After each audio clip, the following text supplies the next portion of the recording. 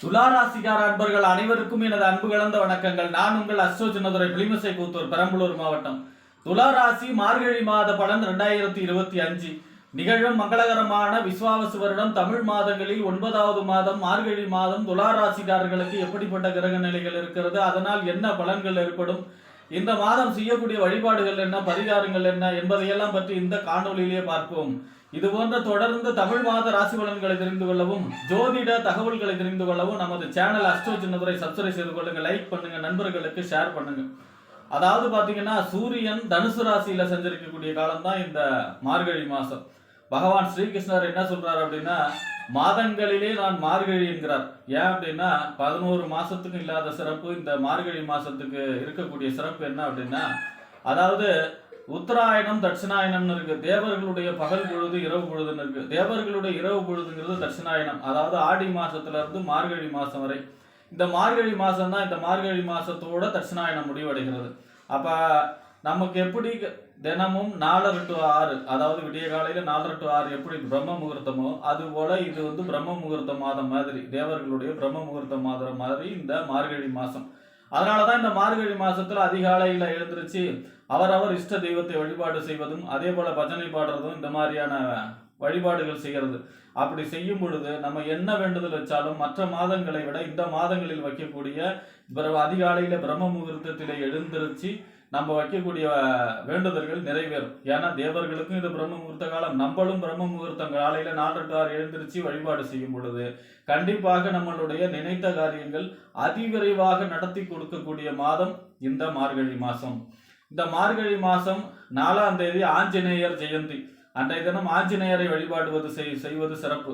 ஆஞ்சநேயர் வழிபாட்டால பாத்தீங்கன்னா நமக்கு 7.5 சனியோ அஷ்டம சனியோ அல்லது சனி ஜாதகத்துல சனி தசையோ சனி புத்தியோ நடைபெறும் பொழுது அதனுடைய பாதிப்பு குறையும்.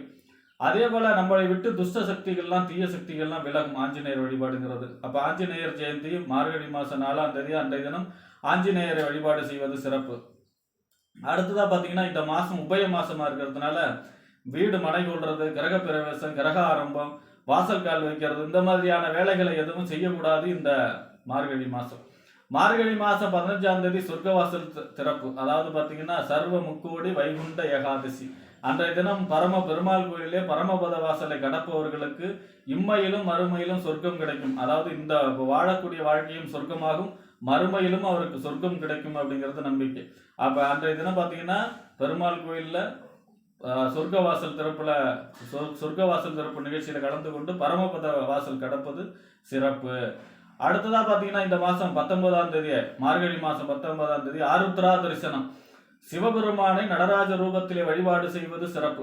அப்ப அப்படின்னா என்னன்னா, நடராஜர் அப்படிங்கிற ஆடல் அரசன், அவருடைய ஆட்டம் தான் இந்த பிரபஞ்சத்தோட இயக்கம். அப்ப பாத்தீங்கன்னா அன்றைய தினம் சிவபெருமானை வழிபாடு செய்யும் பொழுது நம்மளுடைய தொழில் சம்பந்தமான பிரச்சனைகள் விலகும், தொழில் வளர்ச்சி இருக்கும், தொழில் சம்பந்தமான போட்டி பொறாமைகள் எல்லாம் விலகும். அன்றைய தினம் சிவபெருமான் வழிபாடு, அதாவது நடராஜர் வழிபாடு செய்வது சிறப்பு. ஆக இப்படிப்பட்ட சிறப்பு வாய்ந்த இந்த மார்கழி மாசத்துல துலா ராசியை பொறுத்த வரைக்கும் உங்க ராசிநாதன் சுக்கிரன், உங்க ராசிக்கு 8ஆம் இடத்துக்கு அதிபதியும் அவர் தான், சுக்கிரன் தான். 2ஆம் இடத்துல சஞ்சரிக்கிறார் 5ஆம் தேதி வரை.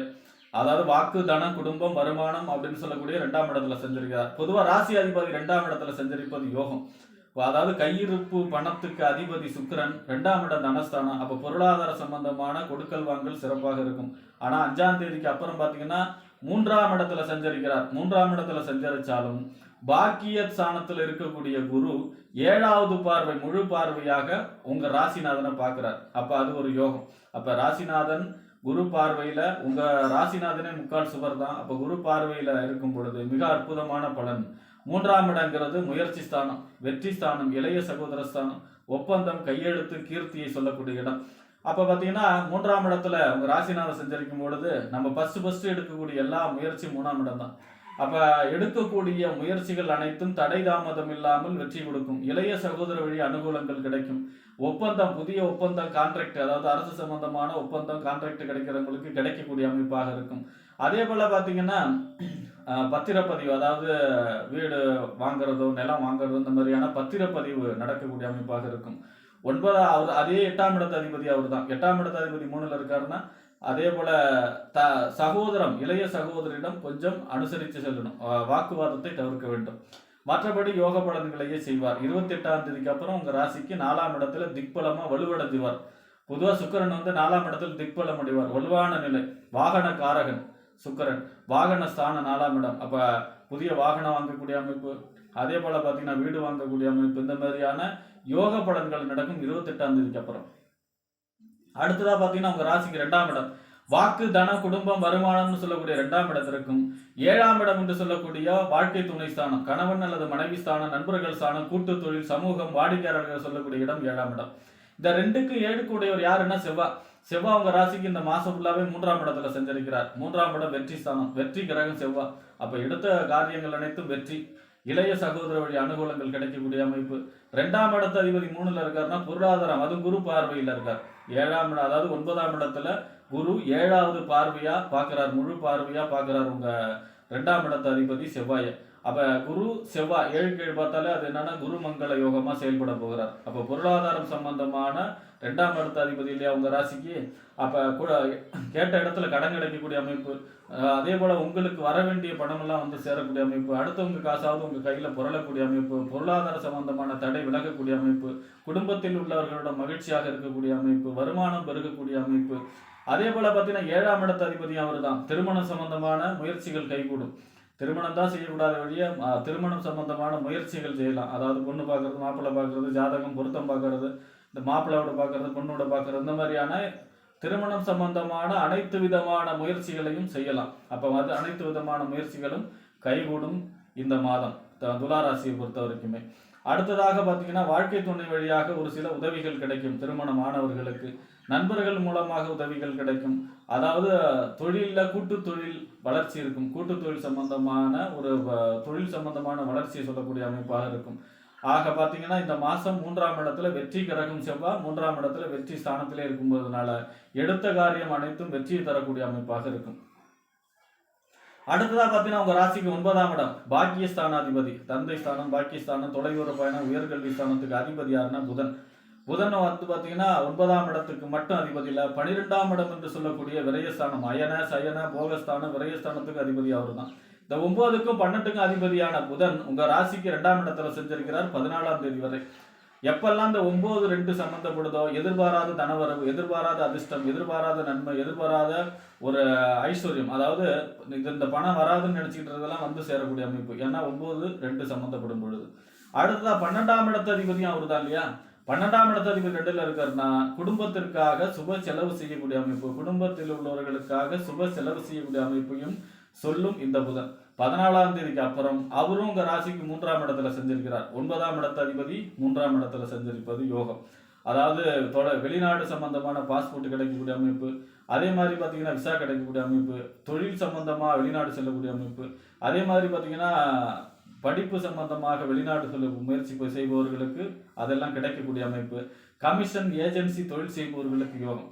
ஏன்னா 3ஆம் இடங்கிறது புதன்னே பார்த்தீங்கன்னா கமிஷன் ஏஜென்சி தொழிலுக்கு அதிபதி தான். அப்போ 3ஆம் இடத்துல இருக்கார் அப்படின்னா கமிஷன் ஏஜென்சி தொழில் சம்பந்தமான வளர்ச்சி இருக்கும்.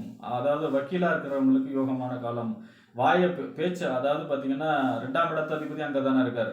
அப்போ பார்த்தீங்கன்னா பேச்சை காசாக்கக்கூடிய தொழில் செய்பவர்களுக்கு யோகமான காலமாக இருக்கும். 12ஆம் இடத்து அதிபதியும் அவர் தாங்கிறதுனால 3ஆம் இடத்துல சஞ்சரிக்கும் பொழுது இளைய சகோதரருக்காக சுப செலவுகள் செய்யக்கூடிய அமைப்பும் இருக்கிறது. அடுத்தது பத்திரப்பதிவிற்காக சுப செலவு செய்யக்கூடிய அமைப்பு இருக்கிறது.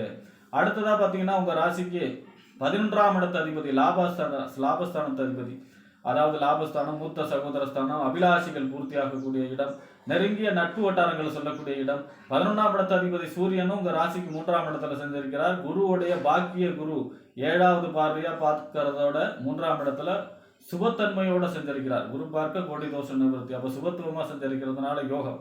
அப்ப பாத்தீங்கன்னா 11ஆம் இடத்து அதிபதி 3ல செஞ்சிருக்கிறார் அப்படின்னா அரசு சம்பந்தமான முயற்சிகள் கைகூடும். அரசு சம்பந்தமா நீங்க ஏதாவது திட்டங்களோ கான்ட்ராக்டோ எதிர்பார்த்தீங்கன்னா அதெல்லாம் உங்களுக்கு கிடைக்கக்கூடிய அமைப்பாக இருக்கும்.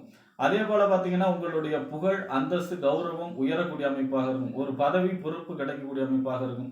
இந்த மாதிரியான யோக பலன்கள் நடக்கும். இந்த மார்கழி மாசத்தை பொறுத்த வரைக்குமே, துளாராசியை பொறுத்த வரைக்கும் உங்க ராசிக்கு 3ஆம் இடம், அதாவது முயற்சி, வெற்றி, அந்த கீர்த்தி ஸ்தானம், ஒப்பந்தம், கையெழுத்து சொல்லக்கூடிய இடம் வலுவடைகிறதுனால இளைய சகோதர வழி அனுகூலங்கள், நீங்க எடுக்கக்கூடிய அனைத்து முயற்சிகளும் தடை தாமதம் இழுபறி இல்லாம உடனுக்குடன் நடக்கக்கூடிய அமைப்பாக இருக்கும்.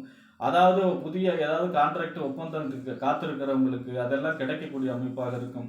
அதே மாதிரி பார்த்தீங்கன்னா டாக்குமெண்ட் வெளிநாடு சம்பந்தமான பாஸ்போர்ட் விசா எதிர்பார்க்கிறவங்களுக்கு அது எல்லாமே கிடைக்கக்கூடிய அமைப்பாக இருக்கும். இந்த மாதம்ங்கிறது எடுத்த காரியத்திலே வெற்றி தரக்கூடிய மாதமாக இந்த மார்கழி மாதம் துலா ராசிக்காரர்களுக்கு அமையும் என்று கூறி விடைபெறுகிறேன். நன்றி, வணக்கம்.